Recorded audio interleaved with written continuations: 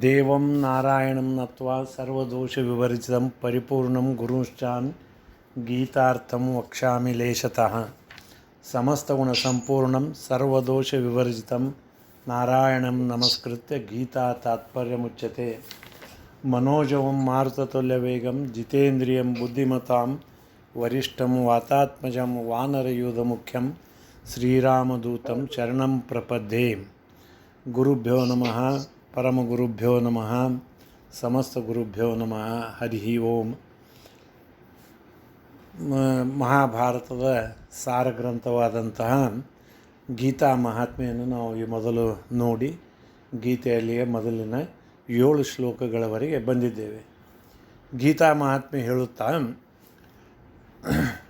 ಸರ್ವೋಪನಿಷದೋ ಗಾವೋ ದೋಗ್ಧ ಗೋಪಾಲನಂದನಃ ಪಾರ್ಥಃ ವತ್ಸಃ ಸುಧೀರ್ಭೋಕ್ತ ದುಗ್ಧಂ ಗೀತಾಮೃತಂ ಮಹತ್. ಕಾಮಧೇನು ಆಕಳು ಸರ್ವೋಪನಿಷತ್ತು, ಅದರಿಂದ ಪ್ರತೀಕವಾದಂಥ ಸರ್ವಶಾಸ್ತ್ರ ಕಾಮಧೇನು ಆಕಳು. ದೋಗ್ಧ ಗೋಪಾಲನಂದನ ಶ್ರೀಕೃಷ್ಣ ಆ ಹಾಲನ್ನು ಕ್ಷೀರವನ್ನು ಕರೆಯುವವ. ಯಾವುದು ಕ್ಷೀರ? ದುಗ್ಧಂ ಗೀತಾಮೃತಂ ಮಹತ್. ಮಹತ್ವಾದಂತಹ ಗೀತಾಮೃತವು ಕ್ಷೀರವಾಗಿದೆ. ಮತ್ತು ಪಾರ್ಥಃ ವತ್ಸಃ, ಅರ್ಜುನ ಆಕಳ ಕರು ಆಗಿದ್ದಾನೆ. ಸುಧೀರ್ ಭೋಕ್ತ, ಈ ಗೀತಾಮೃತವನ್ನು ಅರ್ಜುನ ಸವಿತಾ ಇದ್ದಾನೆ. ಮತ್ತು ಜಗತ್ತಿನ ಸಕಲ ಸಾತ್ವಿಕರಿಗೆ ಈ ಗೀತಾಮೃತ ಸವಿಯಲು ಪರಮಾತ್ಮ ಶ್ರೀಕೃಷ್ಣ ಅರ್ಜುನನ ನೆಪ ಮಾಡಿ ಎಲ್ಲ ಸಜ್ಜನರಿಗೆ ಒದಗಿಸಿಕೊಟ್ಟಿದ್ದಾನೆ. ಏನು, ಯಾಕೆ ಗೀತಾನ ನಾವು ತಿಳಿಬೇಕು? ಗೀತಾಮೃತ ನಮ್ಮ ಕರ್ಣಗಳ ಕಿವಿ ಎಂಬ ಬೊಗಸೆಯಿಂದ ಕುಡಿಯಬೇಕು ಅಂತಂದರೆ, ಪಾದಸ್ಯಾಪಿ ಅರ್ಧಪಾದಂ ವಾ ಶ್ಲೋಕಂ ಶ್ಲೋಕಾರ್ಧಮೇವ ವಾ ನಿತ್ಯಂ ಧಾರಯತೆ ಯಸ್ತು ಮೋಕ್ಷಂ ಅಧಿಗಚ್ಚತಿ. ಒಂದು ಪಾದವಾಗಲಿ, ಅರ್ಧ ಪಾದವಾಗಲಿ, ಶ್ಲೋಕವಾಗಲಿ, ಶ್ಲೋಕಾರ್ಧವಾಗಲಿ, ಭಗವದ್ಗೀತೆಯನ್ನು ನಿತ್ಯ ಯಾರು ಪಾರಾಯಣ ಮಾಡ್ತಾರೆಯೋ ಅವರ ದಾರಿ ಮೋಕ್ಷಕ್ಕೆ ಮುಟ್ಟುತ್ತದೆ ಅಂತ ಆಚಾರ್ಯ ತಾತ್ಪರ್ಯದೊಳಗೆ ಹೇಳ್ತಾರೆ. ಇದು ಗೀತಾ ಮಹಾತ್ಮೆ. ಮಹಾಭಾರತ ತಾತ್ಪರ್ಯದೊಳಗೆ ಮತ್ತೊಂದು ಮಾತು ಶ್ರೀಮನ್ ಮಧ್ವಾಚಾರ್ಯರು ಹೇಳ್ತಾರೆ. ಗೀತಾ ಮಹತ್ವ ಹೇಳ್ತಾ, ಗೀತಾ ಗಂಗಾ ಚ ಗಾಯತ್ರಿ ಗೋವಿಂದೇತಿ ಹೃದಯ ಸ್ಥಿತೆ ಚತುರ್ಗಕಾರ ಸಂಯುಕ್ತೆ ಪುನರ್ಜನ್ಮ ನ ವಿದ್ಯತೆ. ಗೀತಾ ಗಂಗಾ ಚ ಗಾಯತ್ರಿ ಗೋವಿಂದೇತಿ.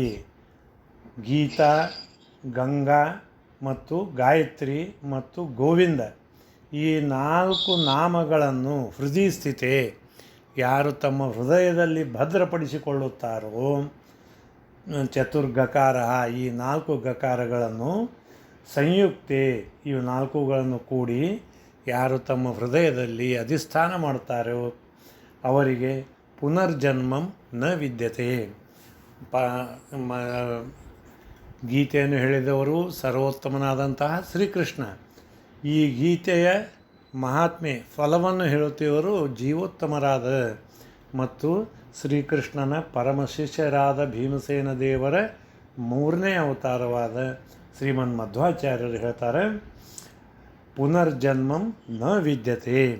ಈ 4 ಗಕಾರಗಳನ್ನು ಯಾರು ತಮ್ಮ ಹೃದಯದಲ್ಲಿ ಇಟ್ಕೋತಾರೋ, ಗೀತಾ, ಗಂಗಾ, ಗಾಯತ್ರಿ ಮತ್ತು ಗೋವಿಂದ, ಈ ಹೃದಯದಲ್ಲಿ ಇಟ್ಕೊಬೋದು. ಅಂದರೆ ಏನು ಅರ್ಥ? ಈಗ ಗಂಗಾ ಅಂತ ನಾವು ಅಂದ್ವಿ, ನಾವು ನಿತ್ಯ ಸ್ನಾನ ಮಾಡ್ಬೇಕಾದ್ರೆ ಗಂಗಾ ಯಮುನಾ ಎಲ್ಲ ನದಿಗಳನ್ನು ಸ್ಮರಿಸಿ ಮಾಡ್ತೇವೆ. ಗಂಗಾ ಅಂತ ಸ್ಮರಣೆ ಮಾಡಿದಾಗ ಗಂಗೆಯ ಬ್ಯಾಕ್ಗ್ರೌಂಡ್ ಗಂಗಾ ಜನಕನ ನೆನಪಾಗಬೇಕು. ಗಂಗೆಯ ಜೊತೆಗೆ ಗಂಗಾ ಜನಕನ ನೆನಪಾಗಬೇಕು. ಯಾವ ಗಂಗಾ ಜನಕನ ಪಾದಸ್ಪರ್ಶದಿಂದ ಗಂಗೆ ಪವಿತ್ರಳಾದವಳು ಇಡೀ ಬ್ರಹ್ಮಾಂಡದ ಸರ್ವಲೋಕಗಳನ್ನು ಸರ್ವ ಜನತೆಯನ್ನು ಪವಿತ್ರೀಕರಿಸುತ್ತಿದ್ದಾಳೆಯೋ ಅಂತಹ ಗಂಗೆಯ ಗಂಗಾ ಜನಕ, ಅವನ ಅವತಾರವಾದ ವಾಮನ ಅವತಾರ ಗಂಗಾ ಜನಕ ಪರಮಾತ್ಮ. ಏನು ಪ್ರಸಂಗ ಬಂತು? ವಾಮನ ಅವತಾರ ತಾಳಿದ ಪರಮಾತ್ಮ ಬಲಿಚಕ್ರವರ್ತಿ ಯಜ್ಞಗಳನ್ನು ಮಾಡಿ ಇಂದ್ರ ಪದವಿಯನ್ನು ಪಡೆಯೋದಕ್ಕೋಸ್ಕರ ಯಜ್ಞಗಳನ್ನು ಮಾಡ್ತಾ ಇದ್ದ. ಆವಾಗ ಇಂದ್ರ ಬಂದು ಪರಮಾತ್ಮನನ್ನು ಪ್ರಾರ್ಥಿಸಲಾಗಿ ಆ ಪರಮಾತ್ಮ ವಾಮನ ರೂಪ ತಾಳಿ ಬಲಿಚಕ್ರವರ್ತಿ ಬಳಿ ಬಂದ. ಆತ ಯಜ್ಞ ಮಾಡಿ ಬಲಿಚಕ್ರವರ್ತಿ ದಾನಕ್ಕೆ ಪ್ರಸಿದ್ಧನಾಗಿದ್ದ. ಪರಮಾತ್ಮ ವಾಮನ ಅವತಾರವ ತಾಳಿ ಬಲಿಚಕ್ರವರ್ತಿ ಬಳಿ ಬಂದರೆ ಬಲಿಚಕ್ರಿ ದಾನಶೂರ ಅದು ಒಂದು ಪಾರ್ಟ್. ಆದರೆ ಪರಮಾತ್ಮನ ವಾಮನ ಅವತಾರ ಎಷ್ಟೊಂದು ಮೋಹಕವಾಗಿತ್ತು ಅಂತ ದಾಸರು ಅನೇಕ ಕಡೆ ಹೇಳ್ತಾರೆ. ಎಷ್ಟೊಂದು ಮುದ್ದಾದ ಬಾಲಕ ವಟು, ಆತನ ಮುಗ್ಧ ಸೌಂದರ್ಯ, ಆತನ ಮುಖದ ಮೇಲೆ ಬ್ರಹ್ಮ ತೇಜಸ್ಸು, ಇದನ್ನು ನೋಡಿದರೆ ಯಾರೂ ಬಲಿಚಕ್ರವರ್ತಿಯನ್ನು ಬಿಡಿ ಬೇರೆ ಯಾರಾದರೂ ನೋಡಿ ಅವ ಏನು ಕೇಳಿದರೂ ಏನನ್ನೂ ಕೊಟ್ಟು ಬಿಡೋರು. ಅಂತಹ ಮೋಹಕ ವಟು ವಾಮನ ಅವತಾರ. ಇನ್ನು ಬಲಿಚಕ್ರವರ್ತಿ ದಾನಶೂರ ವಾಮನ ಬಂದು ಕೇಳಿದ. 3 ಹೆಜ್ಜೆಯಿಂದ ತ್ರಿವಿಕ್ರಮನಾಗಿ ಬೆಳೆದ. ಆತನ ಎರಡನೇ ಪಾದವನ್ನು ಮೇಲೆ ಆಕಾಶಕ್ಕೆ ಇಡಲು ಹೋದಾಗ ಆತನ ಪಾದದ ಹೆಬ್ಬೆರಳಿನ ಉಗುರು ಬ್ರಹ್ಮಾಂಡದ ಬಂಗಾರದ ಕರ್ಪರಕ್ಕೆ ತಾಗಿ ಆ ಕರ್ಪರ ಒಡೆದು ಅವ್ಯಾಕೃತ ಆಕಾಶದಲ್ಲಿದ್ದ ಭಾಗೀರಥಿ ಒಳಗೆ ಬಂದು ಹರಿಯುತ್ತಾಳೆ. ಆ ಭಾಗೀರಥಿ ಗಂಗೆಯನ್ನು ಬ್ರಹ್ಮದೇವರು ತಮ್ಮ ಕಮಂಡಲದಲ್ಲಿ ಹಿಡಿದು ಪರಮಾತ್ಮನ ಪಾದ ಪೂಜೆ ಮಾಡ್ತಾರೆ. ಪರಮಾತ್ಮನ ಪಾದ ಪೂಜೆ ಆಗಿದ್ದೇ ತಡ ಗಂಗೆ ಪರಮ ಪವಿತ್ರಳಾಗ್ತಾಳೆ. ತಾನು ಪವಿತ್ರಳಾಗುವುದರ ಜೊತೆಗೆ ಪರಮಾತ್ಮನ ಉಗುರಿನ ಸ್ಪರ್ಶ, ಪರಮಾತ್ಮನ ಪಾದದ ಸ್ಪರ್ಶದಿಂದ ಅವಳಲ್ಲಿ ಎಲ್ಲರನ್ನೂ ಪಾವನೀಕರಿಸುವ, ಎಲ್ಲರ ಪಾಪವನ್ನು ಹರಣ ಮಾಡುವ ಸಾಮರ್ಥ್ಯ ಎಷ್ಟೊಂದು ಬಂತು ಅಂತಂದರೆ ಇಡೀ ಬ್ರಹ್ಮಾಂಡದ ಸಕಲ ದೇವತೆಗಳ, ನರರ ಎಲ್ಲ ಲೋಕಗಳಲ್ಲಿಯೂ ಆಕೆ ಹರಿದು ಬರ್ತಾಳೆ. ಅಷ್ಟೊಂದು ಸಾಮರ್ಥ್ಯ ಅವಳಿಗೆ ಬರ್ತದೆ. ಅವಳು ಪರಮಾತ್ಮನ ಪಾದಪೂಜೆ ಬ್ರಹ್ಮದೇವರು ತಮ್ಮ ಕಮಂಡಲದಲ್ಲಿದ್ದ ಭಾಗೀರಥಿಯಿಂದ ಮಾಡಿದಾಗ ಆ ಪಾದಪೂಜಿತವಾದ ಜಲವನ್ನು ರುದ್ರದೇವರು ತಮ್ಮ ಜಟೆಯಲ್ಲಿ ಹಿಡಿದಿರ್ತಾರೆ. ತಮ್ಮ ಜಟೆಯಲ್ಲಿ ಧರಿಸಿ ಅವರು ಪಾವನರಾಗ್ತಾರೆ. ಇದೆಲ್ಲ ಪಿಕ್ಚರ್ ನಮಗೆ ಅನುಸಂಧಾನಕ್ಕೆ ಬರಬೇಕು.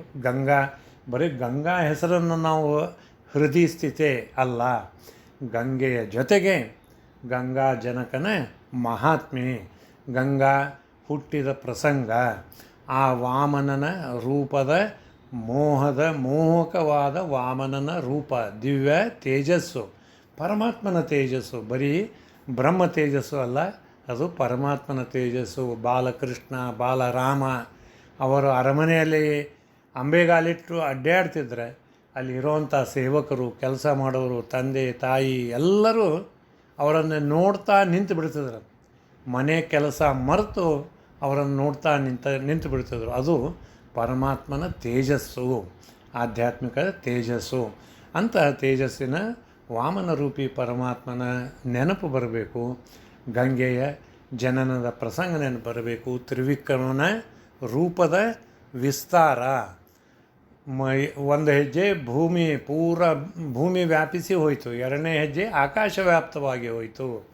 ಆದ್ದರಿಂದ ಪರಮಾತ್ಮ ವಿರಾಟ್ ರೂಪ ಪಾತಾಳದಿಂದ ಬ್ರಹ್ಮಾಂಡದ ತುದಿಯವರೆಗೆ ವ್ಯಾಪಿಸಿದ್ದಾನೆ, ದಾಟಿ ಅವ್ಯಾಕೃತ ತುಂಬೆಲ್ಲ ವ್ಯಾಪಿಸಿದ್ದಾನೆ. ಇಂತಹ ಸರ್ವತ್ರ ವ್ಯಾಪ್ತಿ ಈ ಗಂಗಾ ಎಂಬ ಹೆಸರಿನಿಂದ ಪರಮಾತ್ಮನ ಸರ್ವತ್ರ ವ್ಯಾಪ್ತಿಯ ಸ್ಮರಣೆ ಆಗಬೇಕು. ಮತ್ತು ಯಾಕೆ ಮಾಡಿದ ಪರಮಾತ್ಮ ಇದನ್ನೇ, ವಾಮನ ರೂಪವನ್ನೇ? ಬಲಿರಾಜನ ಇಚ್ಛೆ, ಯಜ್ಞ ಸರಿ, ಇಚ್ಛೆ ದುರಾಸೆ, ತಾನು ಇಂದ್ರ ಪದವಿಯನ್ನು ಈ ಜನ್ಮದಲ್ಲಿ ಪಡೆಯಬೇಕೆಂಬ ಇಚ್ಛೆಯಿಂದ ಹೊಂಟಿದ್ದ. ಆ ಇಚ್ಛೆ ಸದಿಚ್ಛೆ ಆಗಿರಲಿಲ್ಲ. ಆದ್ದರಿಂದ ಆ ಸದಿಚ್ಛೆ ಇಲ್ಲದನ್ನು ಪೂರೈಸಲಾರ. ಅದಕ್ಕಾಗಿ ಮತ್ತೆ ಧರ್ಮಸ್ಥಾಪನೆಗಾಗಿ ಪರಮಾತ್ಮ ರೂಪವನ್ನು ತಾಳಿದ. ಈ ಗುಣಗಳನ್ನು, ಪರಮಾತ್ಮನ ಕಾರುಣ್ಯ, ಇಂದ್ರನ ಮೇಲೆ ಕಾರುಣ್ಯ, ಮತ್ತು ಬಲಿಚಕ್ರವರ್ತಿ ಮೇಲೆ ಯಾರು ತನ್ನನ್ನೇ ಪರಮಾತ್ಮನಿಗೆ ತನ್ನ ಶಿರಸ್ಸಿನ ಮೇಲೆ 3ನೇ ಹೆಜ್ಜೆ ಇಡುವಂದ, ಪಾತಾಳಕ್ಕೆ ಒತ್ತಲ್ಪಟ್ಟ. ಏನಾಯಿತು? ತನ್ನನ್ನೇ ಪರಮಾತ್ಮನಿಗೆ ಸಮರ್ಪಿಸಿದ ಬಲಿಚಕ್ರವರ್ತಿಯ ಅರಮನೆಯ ದ್ವಾರಪಾಲಕನಾಗಿ, ಮುಂದೆ ಅನೇಕ ಸಲ ಯುದ್ಧದ ಪ್ರಸಂಗಗಳು ಬರ್ತಾವೆ, ದ್ವಾರಪಾಲಕನಾಗಿ ಬಲಿಚಕ್ರವರ್ತಿಯನ್ನು ಪರಮಾತ್ಮ ಶ್ರೀಕೃಷ್ಣ ವಾಮನ ರೂಪಿ ಭಗವಂತ ಕಾಯ್ತಾನೆ. ತನ್ನನ್ನು ತಾನೇ ಸಮರ್ಪಿಸಿದವರ ಮನೆಯ ಕಾವಲುಗಾರನಾಗಿ ಕಾಯ್ತಾನೆ. ಅರ್ಜುನ ತನ್ನನ್ನು ಸಮರ್ಪಿಸಿದ ಆತನ ರಥದ ಸಾರಥಿಯಾಗಿ ಕಾಯ್ದ. ಈ ರೀತಿಯಾಗಿ ಇವೆಲ್ಲವೂ ನಮ್ಮ ಸ್ಮರಣೆಗೆ ಬರಬೇಕು. ಬರೀ ಗಂಗಾ ಎಂಬ ಹೆಸರನ್ನು ನಮ್ಮ ಹೃದಯ ಸ್ಥಿತಿ, ನಮ್ಮ ಹೃದಯದಲ್ಲಿ ಇಟ್ಟುಕೊಳ್ಳಬೇಕು ಅಂತಂದ್ರೆ ಅರ್ಥ, ಇದೆಲ್ಲ ಹಿನ್ನೆಲೆಯಲ್ಲಿ ಪರಮಾತ್ಮನ ಮಹಾತ್ಮೆಯ ಉತ್ಕರ್ಷವನ್ನು ನಾವು ಕಾಣಬೇಕು. ಆವಾಗ ಅದು ನಿಜವಾಗಿ ಪರಮಾತ್ಮನನ್ನು ಹೃದಯದಲ್ಲಿ ಇಟ್ಟುಕೊಳ್ಳುವುದು, ನಮ್ಮ ಪರಮಾತ್ಮನ ಅಭಿನ್ನವಾದ ನಮ್ಮ ಬಿಂಬರೂಪದ ಆರಾಧನೆ ಆಗ್ತದೆ. ಆವಾಗ ಅದು ಸಾಧನೆಯ ಮಾರ್ಗದಲ್ಲಿ ಮುಂದುವರಿತದೆ, ಅಪರೋಕ್ಷ ದರ್ಶನಕ್ಕೆ ಪರಮಾತ್ಮ ಕರೆದೊಯ್ತಾನೆ. ಈ ರೀತಿಯಾಗಿ ನಾವು ಗಂಗಾ, ಗಾಯತ್ರಿ ಮತ್ತು ಗೀತಾ, ಗಂಗಾ, ಗಾಯತ್ರಿ, ಗೋವಿಂದೇತಿ ಹೃದಯ ಸ್ಥಿತೆ ಚತುರ್ಥ ಗಕಾರ ಸಂಯುಕ್ತೆ ಪುನರ್ಜನ್ಮ ನ ವಿದ್ಯತೆ ಅಂತ ಈ ಗಾಯತ್ರಿ ಮಹಾತ್ಮೆಯನ್ನು ಶ್ರೀಮನ್ ಮಧ್ವಾಚಾರ್ಯರು ಸಾರ್ತಾರೆ. ಈ ರೀತಿಯಾಗಿ ಇಂತಹ ಗಾಯತ್ರಿಯಲ್ಲಿ ಧರ್ಮಕ್ಷೇತ್ರೇ ಕುರುಕ್ಷೇತ್ರೇ ಅಂಥೇಳಿ ಸ್ಟಾರ್ಟ್ ಆಗ್ತದೆ. ಧೃತರಾಷ್ಟ್ರ ಮತ್ತು ಸಂಜಯ ಧೃತರಾಷ್ಟ್ರನ ತಂದೆ ವಿಚಿತ್ರ ವೀರ್ಯ, ಅವನಲ್ಲಿ ಈ ಸಂಜಯನ ತಂದೆ ಸೂತನಾಗಿದ್ದ. ಈ ಸಂಜಯನಲ್ಲಿ ಧೃತರಾಷ್ಟ್ರನಿಗೆ ವಿಶ್ವಾಸ. ಭಗವಾನ್ ವೇದವ್ಯಾಸರು ಬಂದು ಧೃತರಾಷ್ಟ್ರಿಗೆ ಹೇಳ್ತಾರೆ, ಎಲ್ಲ ಯುದ್ಧ ಸಿದ್ಧ ಆಗ್ಯದ, ಎಲ್ಲ ಸೈನ್ಯ ಕುರುಕ್ಷೇತ್ರದ ನೆರೆದದ, ಯುದ್ಧಕ್ಕೆ ಅತ್ಯಂತ ಆರಂಭನೀಯವಾಗಿದೆ ಅಂತ ಹೊತ್ತಿನಾಗ ಭಗವಾನ್ ವೇದವ್ಯಾಸರು ಬಂದು ಧೃತರಾಷ್ಟ್ರನಿಗೆ ಕೇಳ್ತಾರೆ, ಮಹಾರಾಜ, ನಿನಗೆ ಈ ಯುದ್ಧದ ಕಾಮೆಂಟ್ರಿ ಕೇಳ ಬಯಸ್ತೀಯೋ, ಆಡಿಯೋ ನೋಡ್ತೀಯೋ, ಆಡಿಯೋ ಬೇಕು ಅಥವಾ ವಿಡಿಯೋ ಬೇಕು, ನೀನು ಸಾಕ್ಷಾತ್ ನೋಡ ಬಯಸುತ್ತೀಯೋ ಕೇಳ ಬಯಸುತ್ತೀಯೋ? ನೀನು ನೋಡ ಬಯಸುತ್ತೇನೆ ಅಂತಂದರೆ ನಿನಗೆ ದಿವ್ಯ ಚಕ್ಷುಸ್ ಕೊಡ್ತೇನೆ, ಕೇಳ ಬಯಸುತ್ತೇನೆ ಅಂದರೆ ಈ ಸಂಜೆಗೆ ದಿವ್ಯ ಚಕ್ಷುಸ್ ಕೊಟ್ಟು ನಿನಗೆ ಕೇಳಿಸುತ್ತೇನೆ ಅಂತಾನೆ. ಆವಾಗ ಧೃತರಾಷ್ಟ್ರಿಗೂ ಗೊತ್ತು ಯುದ್ಧದ ಭೀಕರತೆ, ಮುಂದೆ ತನ್ನ 101 ಮಕ್ಕಳಿಗೆ ಆಗುವ ಅನಾಹುತ, ಇವೆಲ್ಲದರ ಅವನಿಗೆ ಪೂರ್ವಭಾವಿಯಾಗಿ ನಿಶ್ಚಯ ಇದ್ದೇ ಇದೆ. ಯಾಕೆ ಅವನು ಧೃತರಾಷ್ಟ್ರಿಗೆ ಆ ನಿಶ್ಚಯ ಬಂತು?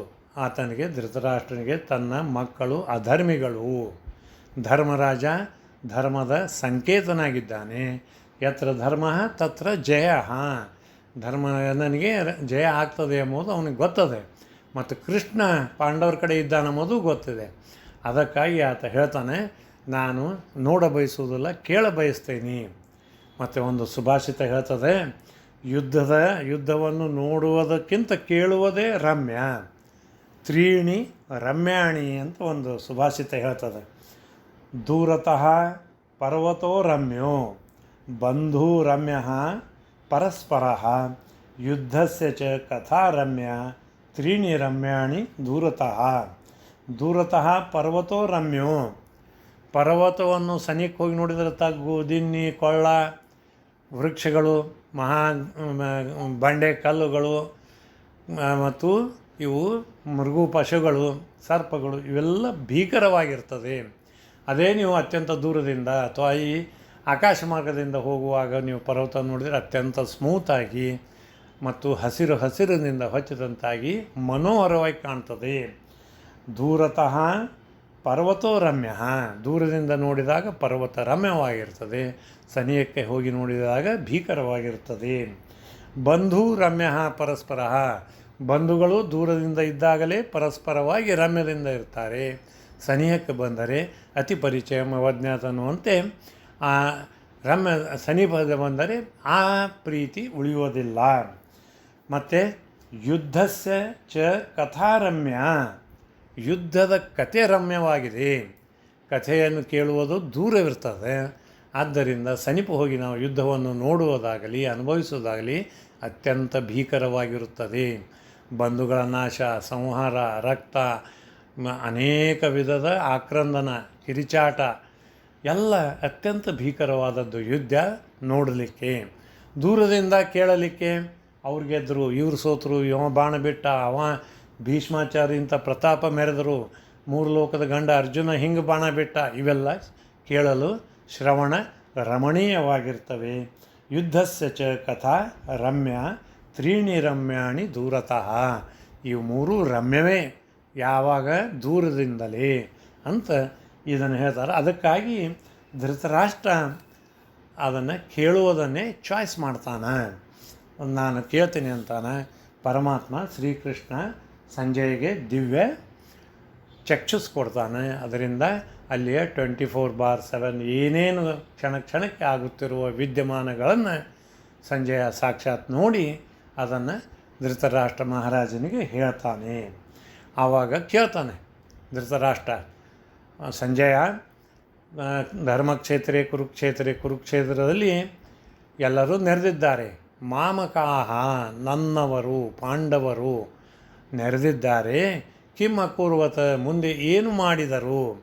ಅಲ್ಲೇ ಮಾಮಕಾಹ ಅಂದು ನನ್ನವರು ಪಾಂಡವರು ಎಂದು ತನ್ನ ಪುತ್ರಮೋಹವನ್ನು, ವಿಚಿತ್ರ ಪುತ್ರಮೋಹವನ್ನು ಮತ್ತೆ ಸಾಬೀತು ಮಾಡ್ತಾನೆ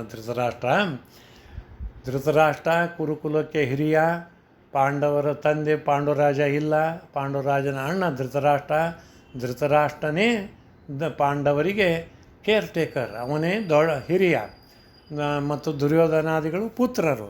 ಇಬ್ಬರನ್ನು ಸಮನಾಗಿ ನೋಡಬೇಕಾಗಿತ್ತು. ಅಲ್ಲಿ ಆತ ಏನು ಹೇಳ್ತಾನೆ, ನನ್ನವರು ಮತ್ತು ಅನ್ಯರಾದ ಪಾಂಡವರು ಏನು ಮಾಡಿದರು ಅಂತ ಕೇಳ್ತಾನೆ. ಆವಾಗ ಸಂಜಯ್ ಹೇಳ್ತಾನೆ, ನಿನ್ನ ಮಗ ದುರ್ಯೋಧನ ಪಾಂಡವರ ಸೇನೆಯನ್ನು ನೋಡಿ ಬಂದು ದ್ರೋಣಾಚಾರ್ಯರ ಬಳಿ ಧಾವಿಸಿ ಬಂದ. ಆ ಪಾಂಡವರ ಸೇನೆ ಅಲ್ಲಿಯ ವ್ಯೂಹ, ದೃಷ್ಟದ್ಯುಮ್ನ, ದೃಪದ ರಾಜನ ಮಗ ದೃಷ್ಟದ್ಯುಮ್ನ ರಚನೆಯ ವ್ಯೂಹ, ಅಲ್ಲಿಯ ಶಿಸ್ತು, ಎಲ್ಲದಕ್ಕಿಂತ ಹೆಚ್ಚು ಅಲ್ಲಿ ಕೃಷ್ಣ ಭೀಮಸೇನರ ಸಾನ್ನಿಧ್ಯ, ಸರ್ವೋತ್ತಮ ಜೀವೋತ್ತಮರ ಸಾನ್ನಿಧ್ಯ ಇರುವುದರಿಂದ ಅಲ್ಲಿ ದಿವ್ಯ ತೇಜಸ್ಸಿತ್ತು. ಬರೀ ಅಲ್ಲಿಯ ಸೈನ್ಯ ನೋಡಿ ದುರ್ಯೋಧನ ಓಡಿ ಬರಲಿಲ್ಲ, ಅಲ್ಲಿಯ ಸೈನ್ಯದಲ್ಲಿರುವ ಪರಮಾತ್ಮನ ಭೀಮಸೇನ ದೇವರ ಸಾನ್ನಿಧ್ಯದಿಂದ ಆ ಸೈನ್ಯಕ್ಕೆ ಇದ್ದ ದಿವ್ಯವಾದ ವಿಚಿತ್ರವಾದ ತೇಜಸ್ಸನ್ನು ನೋಡಿ ಆತನಿಗೆ ಆತನಿಗೆ ಕ್ಷೋಭೆ ಉಂಟಾತು. ಆ್ಯಕ್ಚುಲಿ ನೋಡಿದರೆ ಪಾಂಡವ್ರದ್ದು 7 ಅಕ್ಷೋಹಿಣಿ ಸೈನ್ಯ, ಕೌರವ್ರದ್ದು 11 ಅಕ್ಷೋಹಿಣಿ ಸೈನ್ಯ, ಮತ್ತು ಅತಿರಥ ಮಹಾತರತು ಭೀಷ್ಮಾದಿಗಳು. ಇಂಥ ಇದ್ದು ಹೊತ್ತಿನಾಗ ದುರ್ಯೋಧನಗೆ ಕ್ಷೋಭೆ ಆಗುವಂಥ ಕಾರಣ ಇದ್ದಿದ್ದಿಲ್ಲ. ಆದರೆ ಅಲ್ಲಿ ಧರ್ಮ ಇತ್ತು, ತನ್ನಲ್ಲಿ ಅಧರ್ಮ ಇತ್ತು. ಅಲ್ಲಿ ಧರ್ಮದ ತೇಜಸ್ಸು, ಕಾಂತಿ, ಕೃಷ್ಣ, ಸರ್ವೋತ್ತಮನಾದ ಕೃಷ್ಣ, ಜೀವೋತ್ತಮರಾದ ವಾಯುದೇವರು, ಸ್ವರ್ಗಾಧಿಪತಿಯಾದ ಇಂದ್ರ, ಇಂತಹ ದೇವಾನುದೇವತೆಗಳ ಸಾನ್ನಿಧ್ಯ ನೋಡಿ ಆತನ ಮನಸ್ಸಿಗೆ ವಿಷಾದವಾಯಿತು, ನಿರಾಶೆ ಆಯಿತು. ಧಾವಿಸಿ ಬಂದು ಗುರುಗಳಾದ ದ್ರೋಣಾಚಾರ್ಯರಿಗೆ ಹೇಳ್ತಾನೆ, ಆಚಾರ್ಯರೇ, ದ್ವಿಜೋತ್ತಮರೇ, ನಾನು ನಿಮಗೆ ಪಾಂಡವರ ಸೇನೆ ನೋಡ್ರಿ ಹೆಂಗೆ ಅದನ್ನು ವ್ಯೂಹ ಅರೇಂಜ್ ಮಾಡ್ಯಾನೆ ನಿಮ್ಮ ಶಿಷ್ಯ. ಆ ದೃಷ್ಟದ್ಯುಮ್ನ ದ್ರೋಣಾಚಾರ್ಯರ ಶಿಷ್ಯ. ಪ್ರಾಯಶಃ 2 ಸೇನೆಗಳಲ್ಲಿ ದ್ರೋಣಾಚಾರ್ಯರು ಎಲ್ಲ ಮಹಾರಥರ ಅತಿರಥರ ಗುರುಗಳೇ ಆಗಿದ್ದರು. ನಿಮ್ಮ ಶಿಷ್ಯ ಇಂಥ ಚಂದ ವ್ಯೂಹವನ್ನು ರಚನೆ ಮಾಡ್ಯಾನ, ಅದನ್ನು ನೋಡಿದರೆ ನಮಗೆ ಇವರನ್ನು ಗೆಲ್ಲಲಿಕ್ಕೆ ಅಸಾಧ್ಯ ಅನ್ನೋ ಭಾವನೆ ಬರ್ತದೆ. ಎಂತಿಂಥ ಶೂರಿದ್ದಾರೆ ಅಲ್ಲಿ. ಅವನಿಗೆ ದುರ್ಯೋಧನನಿಗೆ ಅಗ್ರ ಸ್ಥಾನದಲ್ಲಿ ನಿಂತಹ ಭೀಮಸೇನನ್ನು ನೋಡಿಯೇ ಮೊಟ್ಟ ಮೊದಲು ವಿಷಾದವಾಯಿತು, ಆತನಿಗೆ ಕ್ಷೋಭೆ ಉಂಟಾಯಿತು. ಭೀಮ ಇದ್ದಾನೆ, ಅರ್ಜುನ ಇದ್ದಾನೆ, ಭೀಮ ಅರ್ಜುನರಿಗೆ ಸಮವಾಗಿ ಯುದ್ಧ ಮಾಡುವಂತಹ ವಿರಾಟ್ ರಾಜ ಇದ್ದಾನೆ, ಸಾತ್ವಿಕಿ ಇದ್ದಾನೆ, ದೃಪದ ರಾಜ ಇದ್ದಾನೆ, ದೃಷ್ಟಕೇತು ಇದ್ದಾನೆ, ಚೇಕಿತಾನ ಇದ್ದಾನೆ, ಕಾಶಿರಾಜ ಇದ್ದಾನೆ, ಪುರಜಿತ್ ರಾಜ ಇದ್ದಾನೆ, ಕುಂತಿ ಭೋಜ ಮಹಾರಾಜ ಇದ್ದಾನೆ, ಶೈಬ್ಯ ಇದ್ದಾನೆ, ಅಭಿಮನ್ಯು ಇದ್ದಾನೆ, ಉತ್ತಮ ಔಜುಸ ಇದ್ದಾನೆ, ದ್ರೌಪದಿ ಪುತ್ರರಿದ್ದಾರೆ, ದ್ವಿಜೋತ್ತಮ ದ್ರೋಣಾಚಾರ್ಯರೇ, ಇವರೆಲ್ಲ ಸಜ್ಜಾಗಿ ನಿಂತಿದ್ದಾರೆ ಒಂದೆಡೆ. ನಮ್ಮದು ಹೇಳ್ತೇನೆ ಕೇಳು. ಅದನ್ನೇ ನಿನ್ನೆ 7ನೇ ಶ್ಲೋಕಕ್ಕೆ ಬಂದಿದ್ವಿ. ಅಸ್ಮಾಕಂ ತು ವಿಶಿಷ್ಟ ಏ ತಾನ್ ನಿಬೋಧ ದ್ವಿಜೋತ್ತಮ ನಾಯಕ ಮಮ ಸೈನ್ಯಸ್ಯ ಸಂಜ್ಞಾರ್ಥಂ ತಾನ್ ಬ್ರವೀಮಿ ತೇ. ಇದನ್ನು ಶಬ್ದ ಬಿಡಿಸಿ ನೋಡೋಣ. ಅಸ್ಮಾಕಂ ನಮ್ಮ, ತು ವಿಶಿಷ್ಟ ಏ ತಾನ್ ನಿಬೋಧ ದ್ವಿಜೋತ್ತಮ. ದ್ವಿಜೋತ್ತಮರಾದ ವಿಪ್ರಶ್ರೇಷ್ಠರಾದ ದ್ರೋಣಾಚಾರ್ಯರೇ, ನಾಯಕ ಮಮ ಸೈನ್ಯಸ್ಯ ಸಂಜ್ಞಾರ್ಥಂ, ನಮ್ಮ ಸೈನ್ಯದಲ್ಲಿ ವಿಶಿಷ್ಟರಾದ ನಾಯಕರು, ಸೇನಾನಿಗಳು, ಅತಿರಥ ಮಹಾರಥರು, ಸೈನ್ಯ ಸಂಜ್ಞಾರ್ಥಂ ನಿಮ್ಮ ತಿಳುವಳಿಕೆಗಾಗಿ ಬ್ರವೀಮೀತೆ ನಾನು ನಿಮಗೆ ಹೇಳುತ್ತೇನೆ ಅಂತಾರೆ. ಇಲ್ಲಿ ದುರ್ಯೋಧನನ ಕಿಂಚಿತ್ ಅಜ್ಞಾನ ಪ್ರದರ್ಶಿತ ಆಗ್ತದೆ. ದ್ರೋಣಾಚಾರ್ಯರು ಇವರೆಲ್ಲರನ್ನು ಎರಡೂ ಕಡೆಯ 11 ಅಕ್ಷೋಣಿಯ ಸೇನೆಯಲ್ಲಿ ಇರುವಂತಹ ಅತಿರಥ ಮಹಾರಥರಿಗೆ ಗುರುಗಳೂ ಹೌದು, ಅವರನ್ನು ಚೆನ್ನಾಗಿ ಬಲ್ಲವರೂ ಹೌದು. ಅವರ ಬಗ್ಗೆ ಈ ದುರ್ಯೋಧನ ಇವರಿಗೆ ತಿಳಿಸುವಂತಹ ಪ್ರಮೇಯ ಇಲ್ಲ. ಆದರೂ ಆತ ಕ್ಷೋಭೆಗೊಂಡಿದ್ದರಿಂದ, ಆತ ಹೆದರಿದ್ದರಿಂದ ದ್ರೋಣಾಚಾರ್ಯರ ಬಳಿ ಬಂದು ಈ ರೀತಿ ಹೇಳ್ಕೊಳ್ತಾನೆ. ಯಾರ್ಯಾರಿದ್ದಾರೆ ನಮ್ಮ ಕಡೆ? ಭವಾನ್ ನೀವು, ಭೀಷ್ಮಶ್ಚ ಭೀಷ್ಮ ಪಿತಾಮಹ ಭೀಷ್ಮ, ಕರ್ಣ ಮಹಾವೀರನಾದ ಕರ್ಣ, ಕೃಪಶ್ಚ ಕೃಪಾಚಾರ್ಯರು, ಅತಿರಥರು 10,000 ಸೈನಿಕರ ಜೊತೆಗೆ ಒಬ್ಬರೇ ಯುದ್ಧ ಮಾಡಬಲ್ಲಂಥ ಕೃಪಾಚಾರ್ಯರು, ಸಮಿತಿಂಜಯ ಈ ಯುದ್ಧವನ್ನು ಗೆಲ್ಲುವಂತಹ ಇದ್ದಾರೆ, ಅಶ್ವತ್ಥಾಮ ವಿಕರ್ಣಶ್ಚ ಅಶ್ವತ್ಥಾಮಾಚಾರ್ಯರು ಸಾಕ್ಷಾತ್ ರುದ್ರದೇವರು, ಅಶ್ವತ್ಥಾಮಾಚಾರ್ಯರು ಅಶ್ವತ್ಥಾಮಾಚಾರ್ಯ ಇದ್ದಾರೆ, ವಿಕರ್ಣ ಇದ್ದಾನೆ. ವಿಕರ್ಣ ಇವ ದುರ್ಯೋಧನ, ದುಶ್ಯಾಸನ, ವಿಕರ್ಣ 100 ಮಂದಿ ಕೌರವರಲ್ಲಿ 3ನೇವ ವಿಕರ್ಣನಿದ್ದಾನೆ. ಸೌಮದತ್ತಿ ಸೋಮದತ್ತನ ಮಗನಾದ ಭೂರಿಶ್ರವ ಆತ ಮಹಾರಥಿಕ. ಸೋಮದತ್ತಿ ಸ್ಥತೈವಚ ಇವರೆಲ್ಲರೂ. ಸಮಿತಿಂಜಯ ಸಮಿತಿ ಅಂದರೆ ಯುದ್ಧ, ಸಮಿತಿ ಅಂದರೆ ಯುದ್ಧ, ಯುದ್ಧವನ್ನು ಗೆಲ್ಲಬಲ್ಲಂಥವರು ಇವರೆಲ್ಲ ಇದ್ದಾರೆ. ಮತ್ತು अन्ये च बहवः शूराः मदर्थे त्यक्तजीविताः नानाशस्त्रप्रहरणाः सर्वे युद्धविशारदाः. अन्ये च बहवः ಇನ್ನೂ ಅನೇಕಾನೇಕ ಬಹಳ ಸೇನಾನಿಗಳಿದ್ದಾರೆ, ಶೂರರಿದ್ದಾರೆ. ಮದರ್ಥೆ ನನ್ನ ಸಲುವಾಗಿ, ತ್ಯಕ್ತ ಜೀವಿತಾಹ ತಮ್ಮ ಪ್ರಾಣವನ್ನೇ ಪಣಕ್ಕಿಟ್ಟು ಯುದ್ಧ ಮಾಡಿ ತಮ್ಮ ಪ್ರಾಣವನ್ನು ತ್ಯಜಿಸಲು ಸಿದ್ಧರಾದಂತಹ ಸೇನಾನಿಗಳಿದ್ದಾರೆ. ನಾನಾ ಶಸ್ತ್ರ ಪ್ರಹರಣಾಹ ಅವ್ರು ಹೆಂಗಿದ್ದಾರೆ? ನಾನಾ ಶಸ್ತ್ರ ವಿಧ ಶಸ್ತ್ರಗಳ ಬಿಲ್ಲು ಬಾಣ, ವಿಚಿತ್ರ ಬಾಣಗಳು, ಅಸ್ತ್ರಗಳು. ಶಸ್ತ್ರ ಬೇರೆ, ಅಸ್ತ್ರ ಬೇರೆ. ಶಸ್ತ್ರ ಮೆಕ್ಯಾನಿಕಲ್, ಅಸ್ತ್ರ ಮಾಂತ್ರಿಕ. ಅವೆಲ್ಲದರಲ್ಲಿಯೂ ಪ್ರವೀಣರಾಗಿದ್ದಾರೆ. ಸರ್ವೇ ಯುದ್ಧ ವಿಶಾರದಾಹ ಎಲ್ಲರೂ ಯುದ್ಧ ವಿಶಾರದರು, ಅತ್ಯಂತ ಪ್ರವೀಣರೂ ಆಗಿದ್ದಾರೆ. ನಾನಾ ಶಸ್ತ್ರ ಪ್ರಹರಣಾಹ ಪ್ರಹರಣಾಹ ಅಂದರೆ ಉಪಯೋಗ ಮಾಡಲು ಪ್ರವೀಣರು.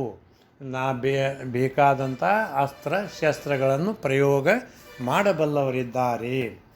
ಸರ್ವೇ ಯುದ್ಧ ವಿಶಾರದಾಹ ಎಲ್ಲರೂ ಯುದ್ಧದಲ್ಲಿ ಅತ್ಯಂತ ಸಿದ್ಧರು, ಪ್ರವೀಣರಾಗಿದ್ದಾರೆ ಅಂತ ಮುಂದಿನ ಶ್ಲೋಕದಾಗ ಹೇಳ್ತಾರೆ.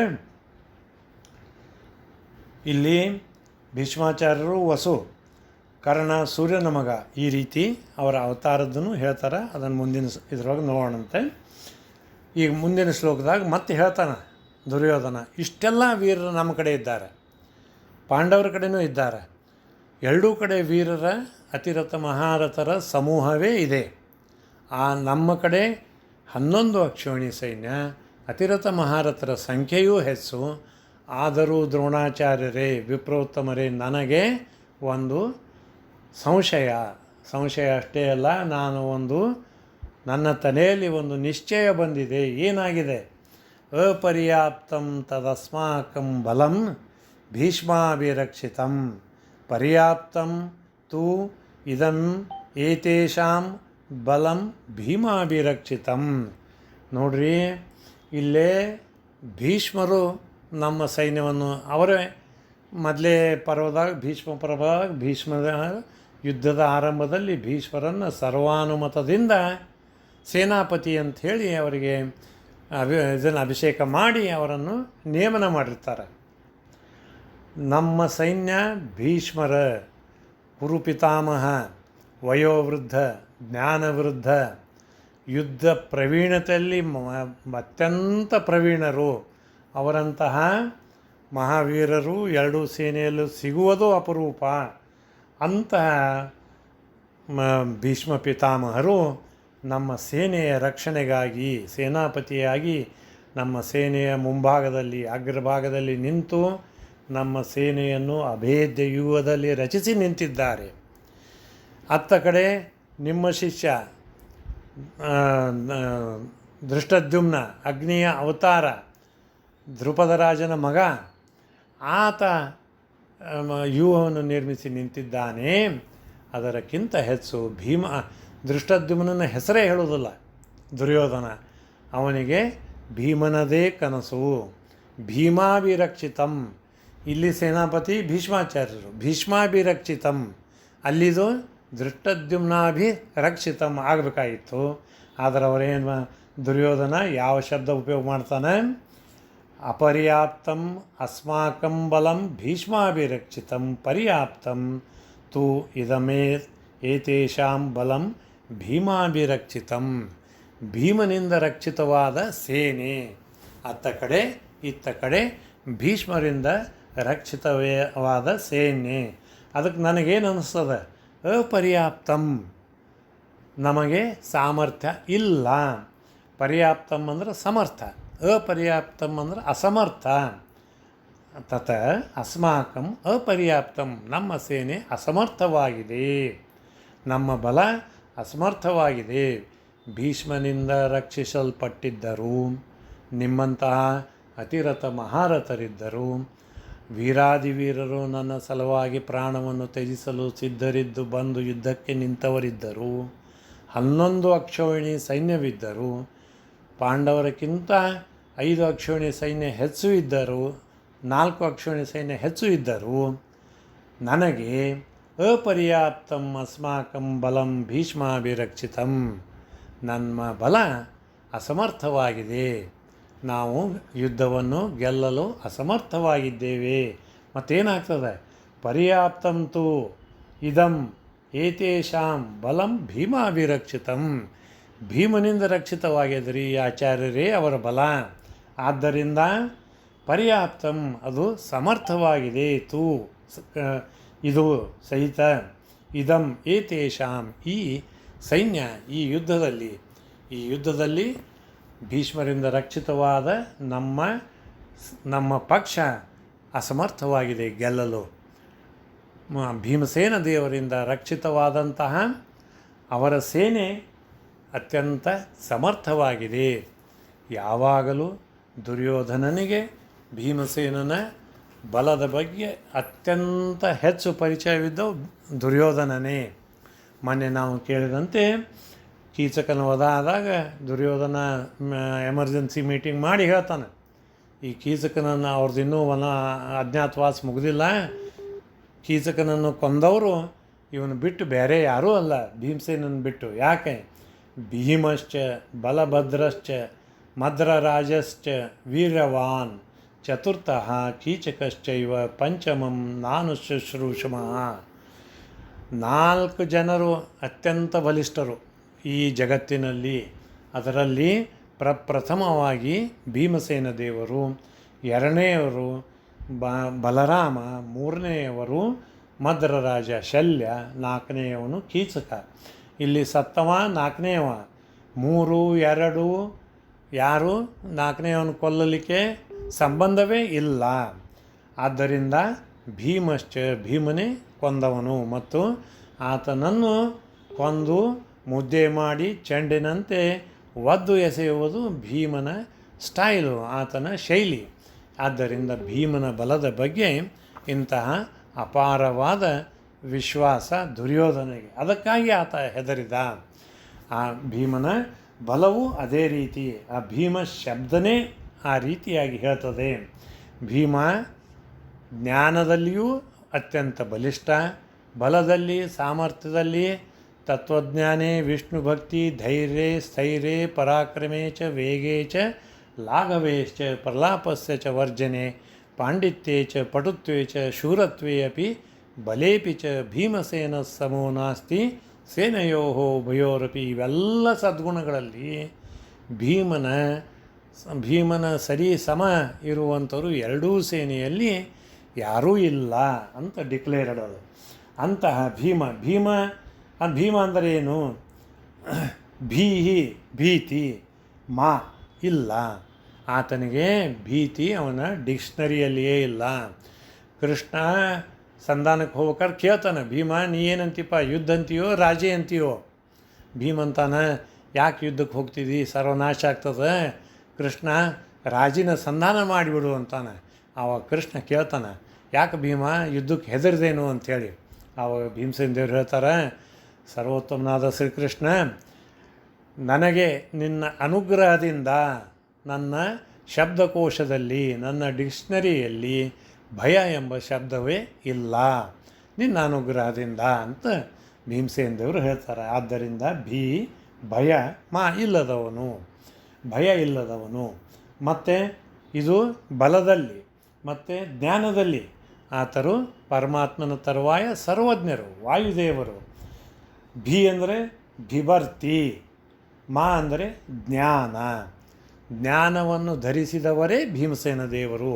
ಅಂದರೆ ಜ್ಞಾನದ ಘನೀಕೃತ ಮೂರ್ತಿ ಭೀಮಸೇನ ದೇವರು, ಬಲದ ಘನೀಕೃತ ಮೂರ್ತಿ ಭೀಮಸೇನ ದೇವರು. ಧೈರ್ಯ, ಸ್ಥೈರ್ಯ, ವೀರ್ಯ, ಪಾಂಡಿತ್ಯ, ಪಟುತ್ವ ಇವೆಲ್ಲದರಗಳ ಮೇಧ, ಧೃತಿ, ಸ್ಥಿತಿ, ಯೋಗ, ಪ್ರಾಣ, ಜ್ಞಾನ, ವೈರಾಗ್ಯ, ಭಕ್ತಿ ಇವೆಲ್ಲ ಸದ್ಗುಣಗಳ ಘನೀಕೃತ ಮೂರ್ತಿ ಭೀಮಸೇನ ದೇವರು. ಬಲದ ಮೂರ್ತಿ ಭೀಮಸೇನ ದೇವರು. ಅದು ದುರ್ಯೋಧನನಿಗೆ ಯಾವಾಗಲೂ ಹಗಲ ಕನಸು. ಆತ ಭೀಮಸೇನ ದೇವರಿಗೆ ಹೆದರ್ತಾ ಇದ್ದ. ಆದ್ದರಿಂದ ಆತ ಹೇಳ್ತಾನೆ, ಅಪರ್ಯಾಪ್ತಂ ತದಸ್ಮಾಕಂ ಬಲಂ ಭೀಷ್ಮಾಭಿರಕ್ಷಿತಂ ಪರ್ಯಾಪ್ತಂ ತು ಇದಂ ಏಷಾಂ ಬಲಂ ಭೀಮಾಭಿರಕ್ಷಿತಂ. ಎಲ್ಲಿ ಭೀಮ, ಎಲ್ಲಿ ಭೀಷ್ಮ, ಇದು ಎಲ್ಲರಿಗೂ ಗೊತ್ತಿದ್ದು. ಭೀಷ್ಮರು ಅವತಾರದಲ್ಲಿಯೂ ಮೂಲ ರೂಪದಲ್ಲಿಯೂ ಭೀಮಸೇನ ದೇವರಿಗಿಂತ ಅತ್ಯಂತ ಕಡಿಮೆ ಕಕ್ಷೆದವರು. ಇವರು ವಸು, ಅಷ್ಟವಸುಗಳಲ್ಲಿ ದ್ಯುನಾಮಕ ವಸು. ವೆರ್ಯಾಸ್ ಭೀಮಸೇನ ದೇವರು ಜೀವೋತ್ತಮರಾದ ಆಭಾಸಕೋ ಪವನಃ, ಸಾಕ್ಷಾತ್ ಪರಮಾತ್ಮನ ಪ್ರತಿಬಿಂಬರು. ಪರಮಾತ್ಮನ ಪ್ರತಿಬಿಂಬ ಅಂದರೆ ಪರಮಾತ್ಮನ ಬಲ, ಸಾಮರ್ಥ್ಯ, ಗುಣ ಮತ್ತು ಇವೆಲ್ಲವೂ ಅವರ ಪ್ರಥಮ ಪ್ರತಿಬಿಂಬರಾದ ಭೀಮಸೇನ ದೇವರಲ್ಲಿ ಅತ್ಯಂತ ಗರಿಷ್ಠ ಮಟ್ಟದಲ್ಲಿ ಇರುವಂಥದ್ದು. ಆದ್ದರಿಂದ ಇಲ್ಲಿ ನಾವು ನೆನಪಿಡಬೇಕಾದಂಥ ಸಂಗತಿ ಎಂದರೆ ಭೀಷ್ಮರನ್ನು ಮತ್ತು ಭೀಮಸೇನ ದೇವರನ್ನು ಕಂಪೇರ್ ಮಾಡಿದಾಗ ಅವರ ವಿರೋಧಿಗಳು ದುರ್ಯೋಧನ ಕಟ್ಟ ವಿರೋಧಿ. ಅವನೇ ಹೇಳ್ತಾನೆ ಭೀಷ್ಮರಕ್ಕಿಂತ ಭೀಮಸೇನ ದೇವರು ಅತ್ಯಂತ ಶ್ರೇಷ್ಠರು. ಇದನ್ನು ನಾವು ಸ್ಮರಣೆಗಿಡಬೇಕು.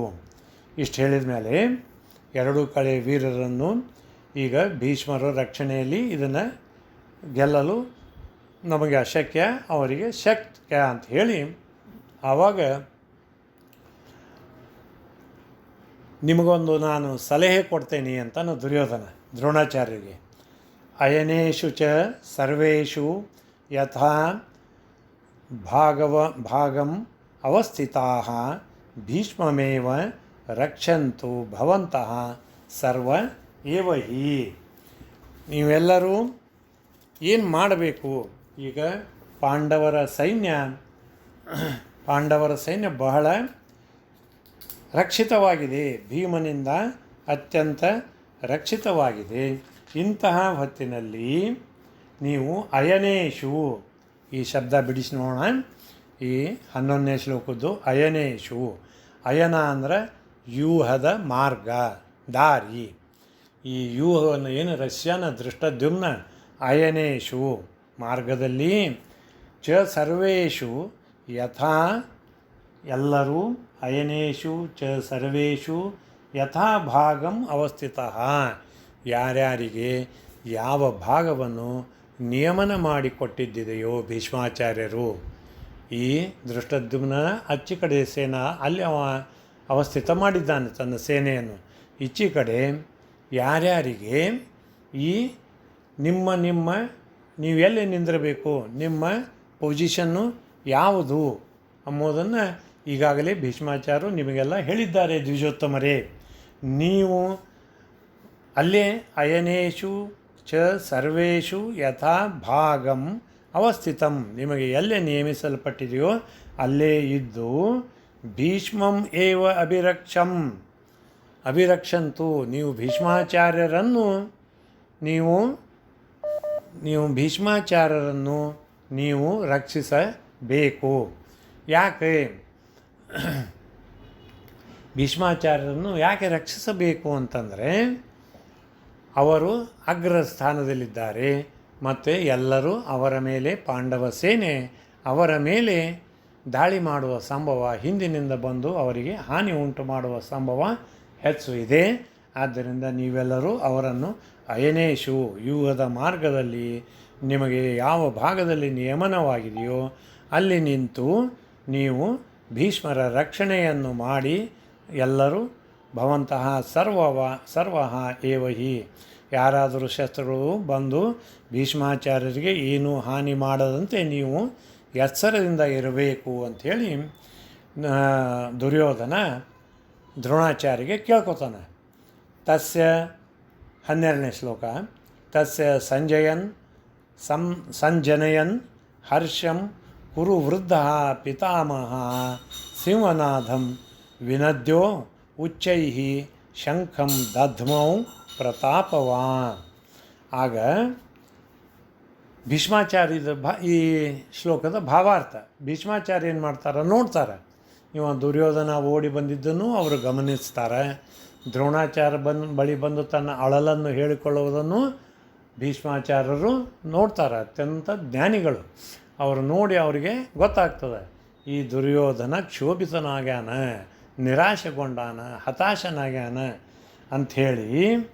ತಸ್ಯ ಸಂಜನಯನ್ ಹರ್ಷಂ, ತಸ್ಯ ದುರ್ಯೋಧನಸ್ಯ ಸಂಜನಯನ್ ಸಮ್ಯಕ್ ಜನಯತಿ ಸಂಜನಯನ್, ಅವನಲ್ಲಿ ಹರ್ಷಂ, ಅವನಿಗೆ ದುರ್ಯೋಧನನಲ್ಲಿ ಸಂತೋಷವನ್ನು, ಅವನಿಗೆ ಪ್ರೋತ್ಸಾಹವನ್ನು ಹುಟ್ಟಿಸುವ ಸಲುವಾಗಿ ಕುರುವೃದ್ಧ ಪಿತಾಮಹ ಸಿಂಹನಾದಂ ವಿನದ್ಯ, ಕುರುವೃದ್ಧರಾದಂತಹ ಪಿತಾಮಹರಾದಂತಹ ಭೀಷ್ಮಾಚಾರ್ಯರು ಶಂಖವನ್ನು ವಿನದ್ಯ ಉಚ್ಚೈಃ ಶಂಖಂ, ವಿನದ್ಯ ನದ್ಯ ಅಂದ್ರೆ ಶಬ್ದ ಮಾಡು, ವಿನದ್ಯ ಅಂದರೆ ವಿಶೇಷವಾಗಿ ಊದಿದರು, ಶಬ್ದ ಮಾಡಿದರು. ಉಚ್ಚೈಹಿ ಅತ್ಯಂತ ಉಚ್ಚವಾಗಿ, ಶಂಖಂ ದಧ್ಮೌ ಊದಿದರು, ಶಂಖವನ್ನು ಊದಿ ಎಷ್ಟು ಆ ಶಂಖದ ಧ್ವನಿ ಆಕಾಶವನ್ನು ಸೀಳಿ ಮೇಲೆ ಹೋಯಿತು. ಪ್ರತಾಪವಾನ್, ಮಹಾಪ್ರತಾಪಿಗಳಾದ ಭೀಷ್ಮರು ಈ ದುರ್ಯೋಧನನಲ್ಲಿ ಉತ್ಸಾಹವನ್ನು ಹುಟ್ಟಿಸಲು, ದುರ್ಯೋಧನನಿಗೆ ಆನಂದವನ್ನು ಭೀಷ್ಮಾಚಾರ್ಯರಿಗೂ ಗ್ಯಾರಂಟಿ ಇತ್ತು, ಎಲ್ಲಿ ಭೀಮ ಇದ್ದಾನೆ ಅಲ್ಲಿ ತಾವು ಭೀಮಸೇನ ದೇವರನ್ನು ಗೆಲ್ಲಲು ಅಸಾಧ್ಯ, ಈ ಯುದ್ಧದಲ್ಲಿ ದುರ್ಯೋಧನಿಗೆ ಸೋಲು ನಿಶ್ಚಿತ, ಧರ್ಮರಾಜನಿಗೆ ಗೆಲುವು ನಿಶ್ಚಿತ. ಕೃಷ್ಣ ಭೀಮಸೇನ ಸರ್ವೋತ್ತಮ ಜೀವೋತ್ತಮರು, ಯತ್ರ ತತ್ರ ಜಯ, ಅದು ಗೊತ್ತಿತ್ತು ಅವರಿಗೆ. ಆದರೂ ಈತನಿಗೆ ತಾತ್ಕಾಲಿಕವಾದ ಸಮ್ಯಕ್ ಜನಯನ್ ಹರ್ಷವನ್ನು ಹುಟ್ಟಿಸುವ ಸಲುವಾಗಿ ಭಯಂಕರವಾಗಿ ಶಂಖವನ್ನು ಊದಿ ಆಕಾಶವನ್ನು ಭೇದಿಸುವಂತಹ ವಿನದ್ಯ ವಿಶೇಷವಾಗಿ ಶಬ್ದವನ್ನು ಮಾಡಿದರು. ತಸ್ಯ ಸಂಜನಯನ್ ಹರ್ಷಂ ಕುರುವೃದ್ಧ ಪಿತಾಮಹ ಸಿಂಹನಾದಂ ವಿನದ್ಯ ಉಚ್ಚೈಃ ಶಂಖಂ ದಧ್ಮೌ ಪ್ರತಾಪವಾನ್. ವಿಜಯದ ಬಗ್ಗೆ ಸಂದೇಹಗೊಂಡು ವಿಷಣ್ಣನಾದಂತಹ ದುರ್ಯೋಧನನಿಗೆ ಉತ್ಸಾಹ ಉಂಟುಮಾಡಲು ಪ್ರತಾಪಶಾಲಿಗಳು, ಕುರುಕುಲಕ್ಕೆ ಹಿರಿಯರು ಆದ ಪಿತಾಮಹ ಭೀಷ್ಮರು ಗಟ್ಟಿಯಾಗಿ ಸಿಂಹನಾದ ಗರ್ಜಿಸಿ ಶಂಖವನ್ನು ಮೊಳಗಿಸಿದರು. ಅವರು ಮೊಳಗಿಸಿದ ಏನೇನಾಯ್ತು ಹೇಳ್ತಾರೆ ಮುಂದೆ, ಇಫೆಕ್ಟ್ ಏನೇನಾಯ್ತು. ತತಃ ಶಂಕಾಶ್ಚ ಭೇರ್ಯಶ್ಚ ಪಣವಃ ಅನಕಃ ಗೋಮುಖಾಃ ಸಹಸ್ರೈವ ಅಭ್ಯಹನ್ಯಂತ ಸ ಶಬ್ದಸ್ತು ತುಮುಲೋ ಅಭವತ್. ಈ ಶ್ಲೋಕದ ಭಾವಾರ್ಥ ಅಂದ್ರೆ ಭೀಷ್ಮರು ಶಂಖನಾದ ಮಾಡಿದ ಕುಳಿಗೆ ಎಲ್ಲ ಕಡೆ ಶಂಖ, ನಗಾರಿ, ಡೋಲು, ತಮಟೆ, ಕಹಳೆ ಇವೆಲ್ಲ ಏಕಕಾಲದಲ್ಲಿ ಮೊಳಗಿಸಲ್ಪಟ್ಟವು. ಆ ಶಬ್ದ ಗಗನವನ್ನು ತುಂಬಿತು. ಏನು ಇಲ್ಲಿ ಇದನ್ನು ಸ್ವಲ್ಪ ಶಬ್ದ ಬಿಡಿಸಿ ನೋಡೋಣ. ತತಃ ಆವಾಗ, ಯಾವಾಗ ಇವರು ಶಂಖನಾದವನ್ನು ಮಾಡಲು ಭೀಷ್ಮಾಚಾರ್ಯರು ಶಂಖಧ್ವನಿಯನ್ನು ಮಾಡಿದಾಗ, ತರುವಾಯ ಶಂಖಗಳು, ಶಂಖಾಹ ಚ ಅನೇಕಾನೇಕ ಶಂಖಗಳು, ಭೇರ್ಯಃ ಭೇರಿಗಳು, ಪಣವಃ ನಗಾರಿ, ಅನಕಃ ಡೋಲು, ಗೋಮುಖಾಃ ಕಹಳೆಗಳು, ಸಹಸಾ ಏವ, ಸಹಸ ಅಂದರೆ ಆ್ಯಟ್ ಒನ್ಸ್ ಒಮ್ಮೆಲೆ, ಏವ ಅಭ್ಯಹನ್ಯತ ಅಭ್ಯಹನ್ಯಂತ, ಹನ್ಯಂತ ಅಂದ್ರೆ ಬಾರಿಸಲ್ಪಟ್ಟವು, ಅಭ್ಯಹನ್ಯಂತ ಚೆನ್ನಾಗಿ ಬಾರಿಸಲ್ಪಟ್ಟವು.